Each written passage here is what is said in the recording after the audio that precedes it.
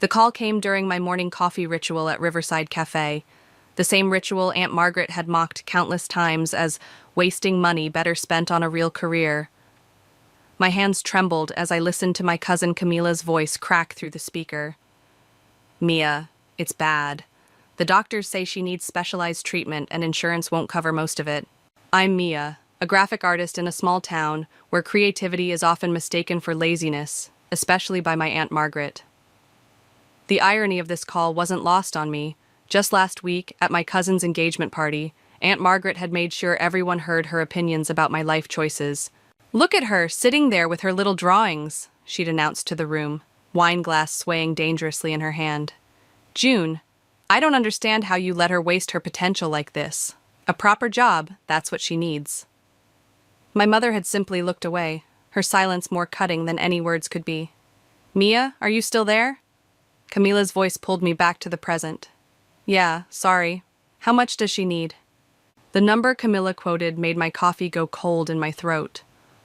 That was more than I made in 6 months. "We're having a family meeting tonight," Camilla continued. "Maybe if we all pitch in—" "I'll be there," I said, already knowing how it would go. The meeting was exactly as I'd expected. Chaos wrapped in forced politeness at my mother's house. Aunt Margaret sat in her usual armchair, looking smaller than I'd ever seen her, but her tongue hadn't lost its edge. "Well, if some people had chosen more reliable professions," she said, eyeing me pointedly, "we might have more resources as a family." My friend Rose, who'd come for moral support, squeezed my hand under the table. She knew how much those barbs hurt, even after all these years. "Margaret," my mother finally spoke up, "this isn't helping." "No, what's not helping is having a niece who thinks doodling is a career," Margaret's voice rose. "Did you know she turned down that accounting position I arranged? And now look, I'm updating my will, and guess who won't be in it?" The room fell silent. I stood up, my chair scraping against the floor. "I need some air." Outside, Rose followed me to the porch swing. "You okay?" "You know what's funny?" I said, watching my breath cloud in the cold air. "My latest commission just sold for $5,000, but in there, I'm still just the family disappointment." "Mia," Rose started, but my phone buzzed. A text from Micah, my artist friend. "Got that gallery showing you wanted. Call me." I should have felt excited, but all I could think about was Aunt Margaret's pale face and the stack of medical bills on the coffee table inside. "She's really sick, isn't she?" I asked Rose. "Stage 3. They caught it late because she was too proud to get checked earlier." Pride. That was Aunt Margaret's everything. The same pride that made her refuse to acknowledge my art in the local paper, or the mural I painted for the children's hospital. The door opened, and Camila stepped out, her eyes red. "The lawyer's here with the will papers. She wants to make it official tonight." "Of course she does," I muttered. Back inside, Margaret's lawyer, Serena, was laying out documents. My aunt's hand shook as she signed, but her voice was steady as she announced, "I want it clear that my estate will be divided between Camila and June. Mia has chosen her path, and it's not one I will support." I watched her sign away my existence on paper, and something shifted inside me. Not pain, I was used to that, but something else. A plan started forming, one that would either break me financially or prove something I'd been trying to show my aunt for years. As everyone filed out later, I overheard Margaret talking to my mother. "The treatments start next week. I don't know how we'll manage, but I won't accept charity. I have my dignity." I smiled to myself, pulling out my phone to check my bank balance. Dignity was about to meet its match in karma, and I was going to be the one dealing the cards. "Everything okay?" Rose asked, catching my expression. "Yeah," I said, watching Aunt Margaret being helped to her car. "I just need to make some calls tomorrow. About that inheritance she's so proud of. I think it's time to show her what her useless niece can really do." I didn't know then that my decision that night would set off a chain of events that would either heal our family or shatter it completely. But standing there, watching Margaret's car disappear into the darkness, I knew one thing for certain. Sometimes the best revenge isn't served cold. Sometimes it's served with an anonymous check and a side of karmic justice. The next morning, I sat in my tiny home office, staring at my laptop screen. My savings account balance glared back at me, the result of 3 years of careful planning for my own design studio. My phone buzzed with a text from Rose. "Have you thought this through? It's a lot of money." I called her instead of texting back. "I've run the numbers. If I take on extra freelance work and dip into my studio fund, I can make it work." "Mia, that's your dream we're talking about. And for what? Someone who's never believed in you?" Before I could answer, another call came in. Camila. "Hold on, Rose." "Mia?" Camila's voice was thick with tears. "The hospital called. They need the first payment by Friday, or they'll have to postpone her treatment." My stomach clenched. "How much?" 20,000. Mom's trying to get a loan, but with her credit. She trailed off. "I'll call you back," I said, switching back to Rose. "Still there?" "You're going to do it, aren't you?" I pulled up my banking app. "You should have seen her face last night, Rose. All that pride, and now she can't even afford to save her own life. And you think secretly paying for her treatment will what? Make her finally appreciate you?" "No," I said, starting the transfer process. "But maybe it'll teach her something about judging people's worth." After hanging up, I walked to my local coffee shop where Micah was waiting. His eyes widened as I approached. "You look like you haven't slept." "Thanks for the compliment," I said, sliding into the booth. "Tell me about the gallery showing." 3 months from now. Prime spot, great exposure, but..." He studied my face. "Something's wrong." I stirred my coffee absently. "I might have to pass." "Pass? Mia, this is your big break. The kind of opportunity that..." "I know." Several heads turned our way and I lowered my voice. "I know, but something came up." "Does this have something to do with your aunt? Camila told me about the will." Before I could respond, my phone lit up with a notification. The transfer had gone through. $20,000, sent anonymously through my lawyer to the hospital's billing department. "Mia?" Micah waved his hand in front of my face. "You're scaring me." "I'm fine. Just taking care of something important." That evening, I was working on a commission when Camilla called again. "It's crazy," she said. "Someone paid for Aunt Margaret's first round of treatment. Anonymous donation." I forced my voice to stay neutral. "Really? That's unexpected?" "She's furious. Keeps saying she doesn't want charity. Mom's trying to convince her to accept it, but you know how she is." I did know. I also knew exactly what would happen next. Sure enough, the family meeting that night was explosive. I arrived to find Aunt Margaret holding court in her usual spot, face flushed with anger. "It's humiliating," she declared. "Some stranger thinking they can just..." "Margaret," my mother interrupted. "This is a blessing. Why can't you just accept it?" "Because I have my pride, unlike some people who probably live off handouts." Her eyes found me. "Speaking of which, Mia, how's the art business?" I met her gaze steadily. "Just finished a corporate project, but you probably wouldn't be interested." "See?" She turned to my mother. "That attitude. That's why she's not in the will. No respect for real work." Rose, who'd arrived late, caught my eye from across the room. She could probably see the irony written all over my face. Later, as I helped clean up, Camilla cornered me in the kitchen. "There's something different about you tonight. Usually, Aunt Margaret's comments get to you more." I shrugged, loading dishes into the dishwasher. "Maybe I'm growing up. Or maybe you know something about that mysterious donation." I dropped a fork, the clatter loud in the sudden silence. "What makes you say that?" "Just... you seem calm. Too calm." Before she could press further, Rose appeared in the doorway. "Mia, your phone's been buzzing. It's Micah about the gallery." I escaped to the porch, grateful for the rescue.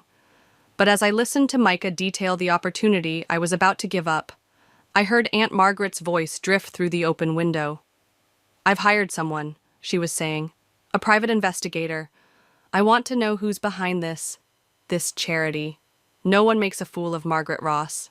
I ended the call with Micah and leaned against the porch railing, watching the stars. My bank account was significantly lighter, my dream studio was slipping away, and now my aunt was actively hunting for my identity. But somehow, watching her rage against anonymous kindness felt like its own kind of victory. Rose joined me outside. "You know this is going to get complicated, right?" I nodded, thinking of the next payment I'd need to make in 2 weeks. Sometimes the most expensive revenge is the one that looks like kindness. 2 weeks into my secret mission, I found myself pulling double shifts at my desk, coffee cups multiplying around my workspace like mushrooms. A new corporate client had demanded 3 complete revisions of their logo, each paying less than the last. But I needed every penny. My phone lit up with a message from Micah. "Coffee? You've been MIA for days." I met him at our usual spot, trying not to wince at the $5 I spent on a latte, money that should have gone to Aunt Margaret's next treatment payment. "You look terrible," he said, sliding into the seat across from me, charming as always. "I'm serious. You're working yourself to death, and you still haven't given me a straight answer about the gallery showing." I stared into my coffee. "I can't commit right now, the entry fee alone." "Since when do you worry about money? Your business was doing great." Before I could answer, Camila walked in. She spotted us and made her way over, uninvited. "Guess what?" she said, pulling up a chair. "The anonymous donor struck again. Another payment cleared yesterday." My hands tightened around my cup. "How's Aunt Margaret taking it?" "Oh, she's livid. That investigator she hired? He's been asking questions all over town. But get this, the money's being routed through some complicated trust fund setup. He can't trace it." I tried to hide my smile. My lawyer had earned her fee with that arrangement. "Speaking of money," Camila continued, "Mom says you turned down 3 family dinner invitations this week. Are you avoiding us?" "Just busy with work," I said, pulling out my phone as another client email arrived. "Speaking of which..." "Always running away," she muttered. "Just like Aunt Margaret says." I froze halfway out of my seat. "What's that supposed to mean?" "Nothing, just... She might have a point about responsibility. While someone's helping us with the medical bills, the rest of us are still trying to support her. Where are you in all this?" Micah jumped in before I could respond. "Hey, Mia's working harder than anyone I know." "Right, on her little drawings." I left without answering, my coffee barely touched. Outside, Micah caught up with me. "Don't let them get to you," he said. "They don't understand what you do." "It's fine. I need to get back to work anyway." That evening, I was knee-deep in design work when Rose called. "Emergency family meeting at your mom's. Aunt Margaret's investigator found something." My heart stopped. "What kind of something?" "Don't know, but she sounds excited. You coming?" I arrived to find everyone already gathered. Aunt Margaret sat in her usual chair, looking smug despite her illness-worn features. A man in a crisp suit stood beside her, the investigator, I assumed. "Ah, Mia," Aunt Margaret said. "So nice of you to grace us with your presence. Mr. Ortiz here has some interesting information about our mysterious benefactor." The investigator cleared his throat. "The funds are coming from a local source, someone with considerable savings, recently depleted. We've narrowed it down to..." My phone rang, cutting him off. The client with the logo revisions. I stepped into the kitchen to take the call. "What do you mean you're going with another designer?" I fought to keep my voice down. "We had a contract." When I returned to the living room, everyone was staring at me. "Problem?" Aunt Margaret asked sweetly. "Just work stuff. What did I miss?" Mr. Ortiz was explaining how our donor seems to be struggling financially themselves, taking on extra work, making suspicious transfers. Her eyes narrowed. "Rather like someone else we know." I met her gaze steadily. "Sounds like they're working hard, unlike some people who just judge others' careers." The room went silent. Even the investigator looked uncomfortable. "How dare you?" Aunt Margaret started to rise, but weakness forced her back down. "After everything? After everything what? After years of belittling me? After cutting me out of your will? Yeah, I dare." I grabbed my bag and headed for the door. Behind me, I heard my mother call my name, but I kept walking. Outside, I leaned against my car, breathing hard. My phone buzzed, another client cancellation. At this rate, I'd have to dip even deeper into my studio fund for the next payment. Rose followed me out. That was quite a show. "Did you see her face?" so desperate to catch someone helping her that she can't even see what's right in front of her. Mia. Rose hesitated. The investigator might be closer than you think. Maybe it's time to stop. I shook my head, watching through the window as Aunt Margaret gesticulated angrily at the investigator. No, she needs to learn. Besides, I'm in too deep now. And your studio? Your dreams? I pulled out my phone, looking at my dwindling bank balance. Sometimes revenge costs more than money. As if on cue, a text from Camila appeared.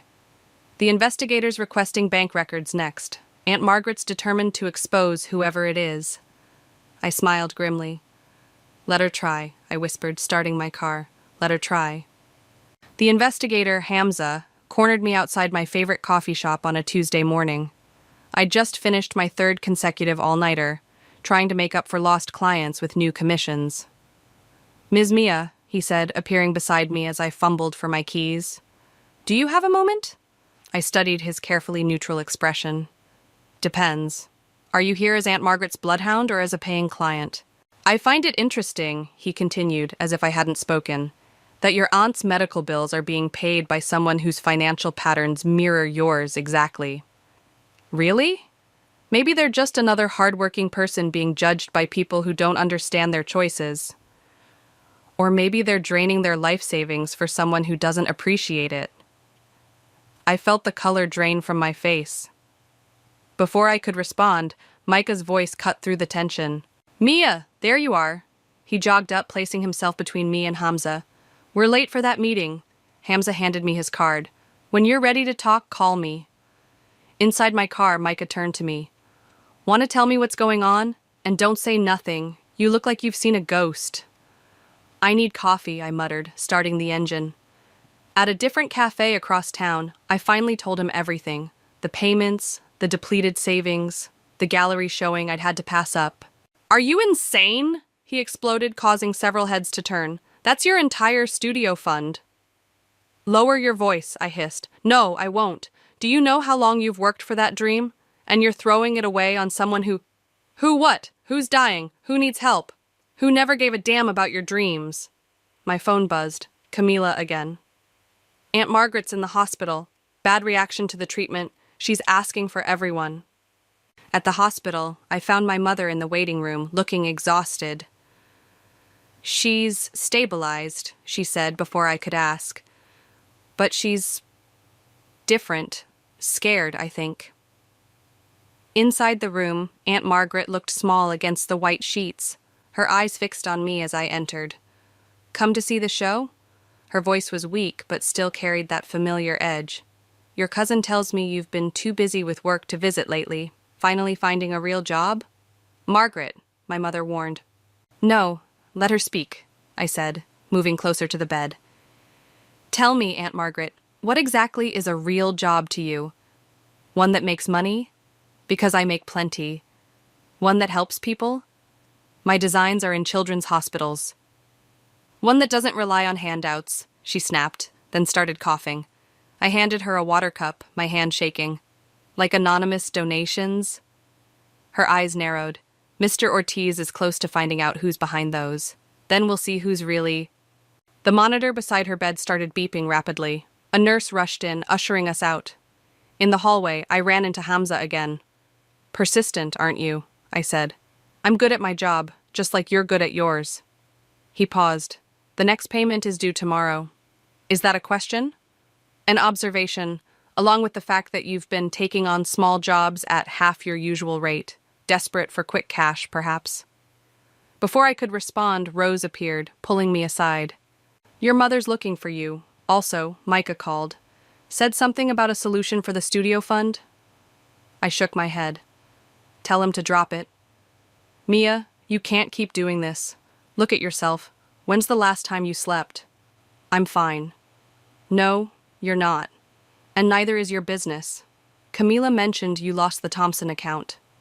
I leaned against the wall, suddenly dizzy. They wanted someone more... corporate. You mean someone who wasn't working through the night on rush jobs to make quick cash? The hospital lights seemed too bright, the corridor too narrow. I should check on Aunt Margaret. She's sleeping, my mother said, joining us. The nurse gave her something. But Mia, honey, you look terrible. When's the last time you ate? I waved off her concern, but as I turned to leave, the corridor tilted. Rose caught my arm. That's it, she said. I'm taking you home. In my apartment, I finally checked my bank balance. The next payment would leave me with barely enough for rent. My phone lit up with a text from Hamza. Your aunt's determination to find her benefactor is affecting her health. Perhaps it's time to end this game. I stared at the message until the screen went dark. On my desk, the gallery invitation sat unopened, mocking me with its promises of the future I was sacrificing. Another text arrived, this time from Micah. Found an investor for your studio. Real opportunity. Don't throw away your dreams for someone else's pride. I looked at my reflection in the window. Pale, exhausted, running on coffee and determination. Maybe they were right. Maybe it was time to stop. Then my phone rang again. Camila's number. Mia?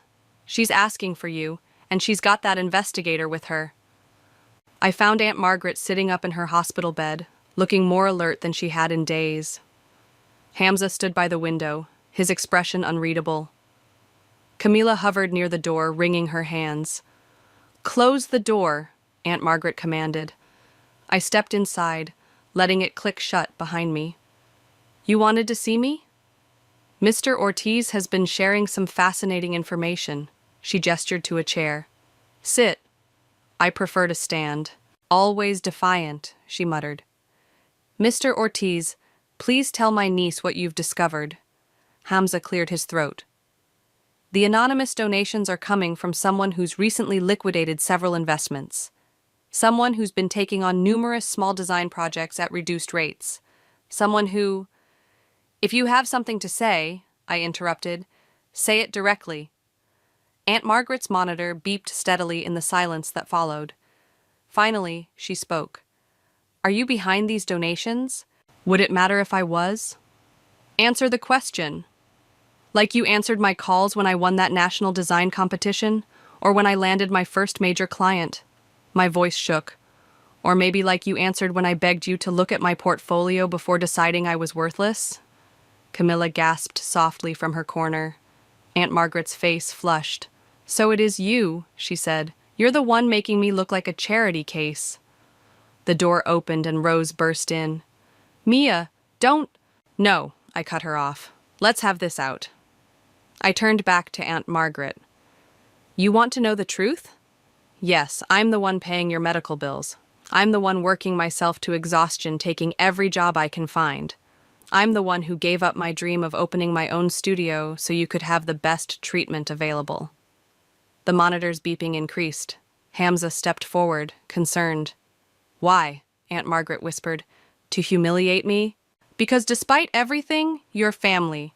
And because maybe, just maybe, it would show you that the niece you dismissed as worthless could do something meaningful. A nurse appeared in the doorway.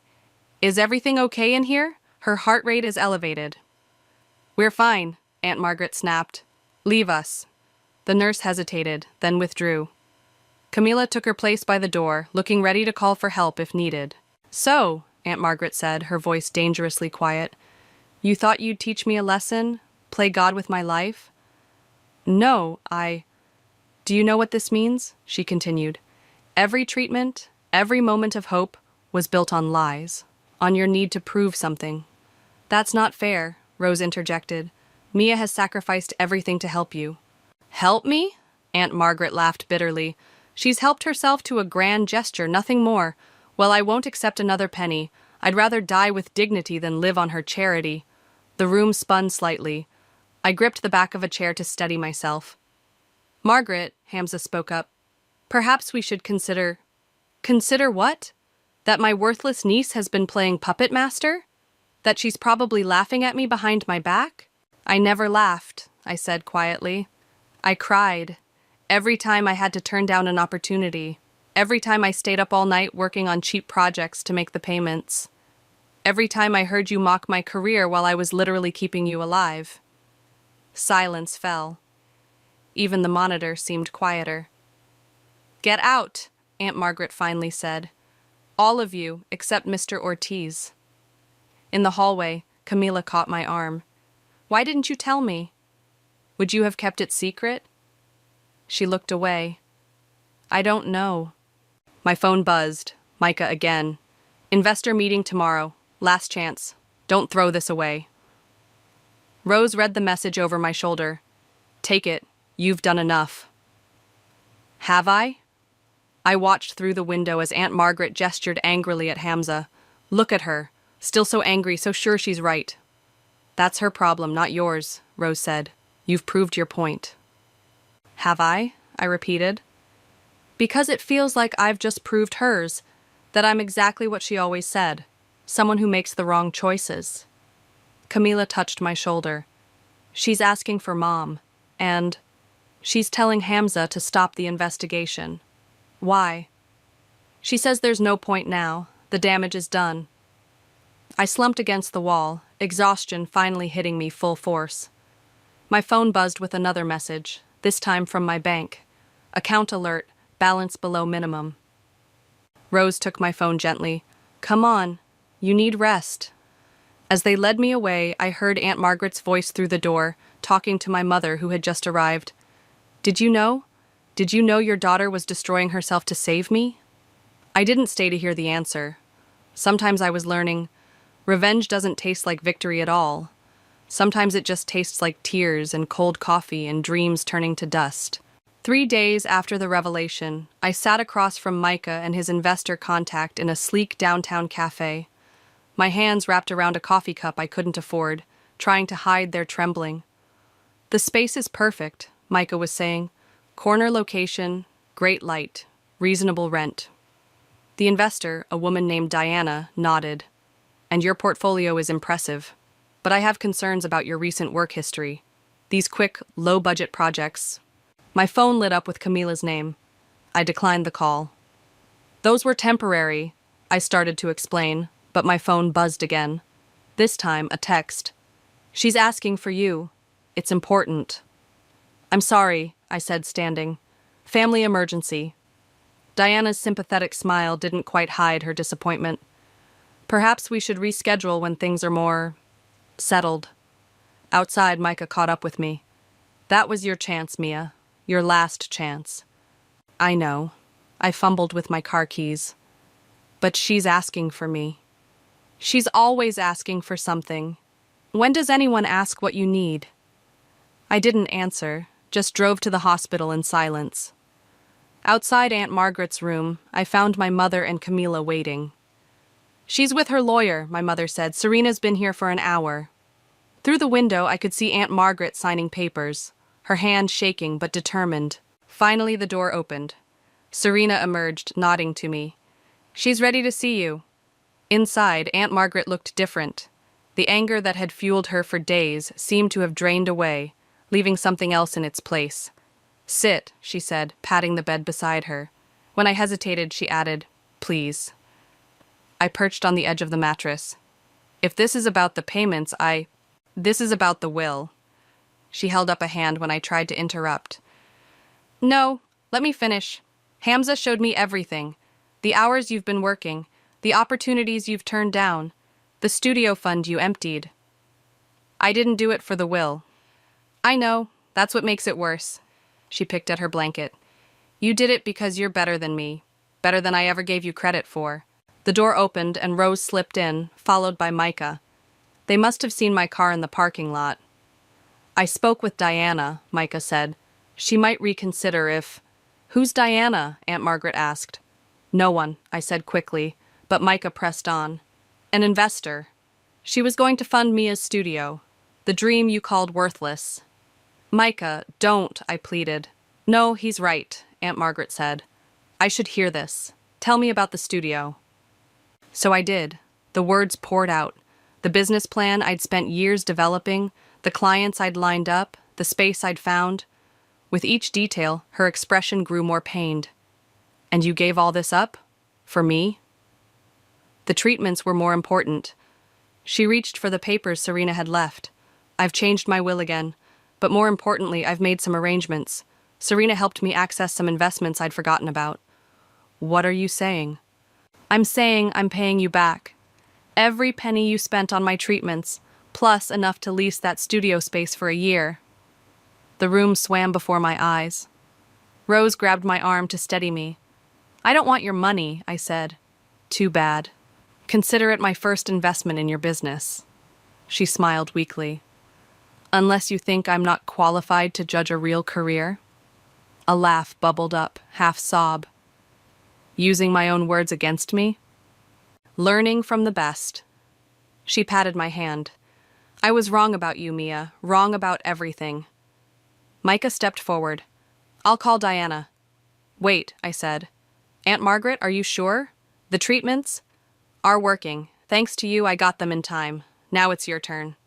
She looked around the room, at Rose and Micah hovering protectively, at my mother and Camila who had quietly entered. "I've spent years tearing you down. Let me help build something for once." My phone buzzed. Diana's number. Aunt Margaret nodded at it. "Answer. Put it on speaker." With shaking hands, I did. Diana's voice filled the room. "Mia, I've been thinking about your proposal." "So have I," Aunt Margaret cut in smoothly. "And I'd like to discuss co-investing in my niece's studio. I believe you'll find her recent work history shows exactly the kind of dedication and character you're looking for." I stared at her as she handled the call with the same authority she'd always wielded, but this time using it to build me up instead of tear me down. After the call ended, she handed me the will papers. "Read them later. For now, don't you have a studio to plan?" "I don't know what to say." "Say you'll prove me right this time instead of proving me wrong." She squeezed my hand. "And Mia, thank you. Not for the money, but for showing me what real strength looks like." For the first time in months, I felt myself smile. Really smile. Sometimes it turns out revenge doesn't end in victory or defeat. Sometimes it ends in something that looks surprisingly like healing. 1 month later, I stood in an empty storefront, sunlight streaming through the large windows. Paint samples covered one wall, and architectural plans lay spread across a folding table. "The exposed brick stays," Aunt Margaret declared from her wheelchair. She'd insisted on coming to the space inspection, despite having just finished another round of treatment. "I thought you said I had creative control," I teased. "Creative, yes. Foolish, no." She wheeled herself closer to the windows. "These need cleaning, but the light is perfect for your work." The door chimed as Micah entered, carrying coffee for everyone. "Diana just called. The paperwork's ready to sign tomorrow." "Speaking of paperwork," Aunt Margaret said, pulling an envelope from her bag, "there's something we need to discuss." I took the envelope, recognizing Serena's law firm logo. "More changes to the will?" "No, something else." She nodded toward the papers. "Read it." Inside was a partnership agreement. My hands started shaking as I read the terms. "You want to be a formal partner in the studio?" "Silent partner," she corrected. "With one condition." "Here we go," I muttered, but I was smiling. "The studio needs a name. I propose Legacy Design Studios." Micah nearly choked on his coffee. "That's actually perfect." "Because you're leaving me your legacy?" I asked. "Because you taught me what legacy really means." She wheeled closer. "It's not about money or status, it's about impact, the mark we leave on others' lives." The door chimed again. Rose entered with Camila and my mother carrying lunch. "How's it going?" Rose asked, setting down the bags. "Aunt Margaret's trying to make me cry again," I said, waving the partnership agreement. "Good tears this time, I hope," my mother said, starting to unpack the food. "The best kind." I turned back to Aunt Margaret. "But are you sure about this? Partnership is a big commitment." "So was paying for my treatment." She took a sandwich from Camila. "Besides, someone needs to keep you from painting everything in those awful modern colors." "I thought you didn't know anything about art," I challenged. "I'm learning. Speaking of which..." She pulled out her phone, showing me a local news article. "Isn't this your mural they're featuring at the Children's Hospital?" The others gathered around to look. It was the piece I'd done last year, the one she'd dismissed as doodling. "They want to commission more," I admitted. "I've been meaning to tell you." "Tell me what?" "They want a piece for the oncology ward. I thought, maybe you could help me design it?" The room went quiet. Aunt Margaret's eyes glistened. "I'd like that," she said softly. Camila cleared her throat. "Before everyone gets too emotional, there's something else." She handed me another envelope. From Hamza. "The investigator? What does he want now?" Inside was a simple note. "Sometimes the best investigations reveal more than just facts. They reveal truth. Thank you for teaching me that." "He's recommended me to 3 corporate clients," I explained to the questioning looks. "Said they needed someone who understands the value of investment in people." "Smart man," Aunt Margaret commented. "Now about these color schemes." "Oh no," Rose laughed. "Here we go again." We spent the next hour arguing good-naturedly about design choices, sharing lunch, and planning the future. My mother watched it all with tears in her eyes. "What?" I asked her during a quiet moment. "I just never thought I'd see this." She gestured between me and Aunt Margaret. "You two, building something together." "Neither did I," Aunt Margaret admitted. "But sometimes our biggest mistakes lead to our best opportunities." She wheeled over to the windows again, looking out at the street. "You know, I spent years thinking I knew what success looked like. I was wrong. Success isn't in the money or the status." "It's in the legacy?" I suggested. "It's in the love," she corrected. "Even when that love comes disguised as anonymous donations and midnight design work." Micah raised his coffee cup. "To Legacy Design Studios?" "To family," Aunt Margaret countered. "The kind you're born with and the kind you build." As everyone echoed the toast, I looked around the sun-filled space that would soon become my studio. Our studio. At Rose and Micah, who'd stood by me through everything. At Camila, who was finally seeing me as an equal. At my mother, who was learning to stand up for me. And at Aunt Margaret, who'd turned from my biggest critic to my strongest advocate. "One more thing," Aunt Margaret said, pulling out another paper. "The hospital board meeting is next week. They want to discuss the oncology ward mural. I took the liberty of scheduling us both to present the concept." "Us both? Unless you don't want your silent partner's input?" I hugged her, careful of the IV bruises on her arms. "I think we're way past silent." She hugged me back, whispering, "Thank you for not giving up on me." Sometimes, I realized, the best revenge isn't revenge at all. Sometimes, it's the courage to keep loving, keep giving, keep believing in someone until they learn to believe in you, too. The morning of Legacy Design Studios' opening, I found Aunt Margaret already waiting outside, her wheelchair parked in front of the newly installed sign. Her hair was growing back, thin but determined, like spring grass after a hard winter. "You're early," I said, unlocking the door. "Couldn't sleep. Too busy thinking about color schemes." Inside, everything was ready. My designs lined the walls, including prints of the Children's Hospital murals. The oncology ward piece held center stage, a collaboration between aunt and niece that had brought tears to the hospital board's eyes. "Remember when you said I was wasting my potential?" I asked, adjusting a frame. "I remember being an idiot." She wheeled over to the reception desk, running her hand along the smooth wood. "But look what came from that idiocy." The bell chimed as Diana entered. "Everything ready for the clients?" "First meetings start in an hour," I confirmed. Aunt Margaret insisted on being here for all of them. "Quality control," Aunt Margaret said primly. Diana smiled.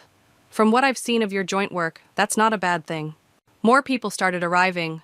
Rose and Micah with coffee and pastries, Camila with an armful of fresh flowers, my mother carrying a package wrapped in silver paper. "What's this?" I asked as she handed it to me. "Open it." Inside was a framed newspaper article about the studio opening, focusing on the unique partnership between aunt and niece. The headline read, "Local Artist and Business Icon Unite, a Story of Redemption and Innovation." "Turn it over," Aunt Margaret instructed. On the back was a handwritten note. "To my niece, who taught me that true art isn't just what we create on canvas, but what we build in each other's hearts. Love, Aunt Margaret." "Don't you dare cry," she warned. "Your first clients will be here soon." The door chimed again. Hamza entered, followed by Serena. "Just wanted to wish you luck," he said. "Though from what I've investigated about your upcoming projects, you won't need it." "Still keeping tabs on us?" I teased. Professional habit, he smiled. Plus, someone needs to document this remarkable transformation. Serena stepped forward with a folder. Speaking of documentation, the final partnership papers need signing. As Aunt Margaret and I signed, I noticed her hands were steady, stronger than they'd been in months.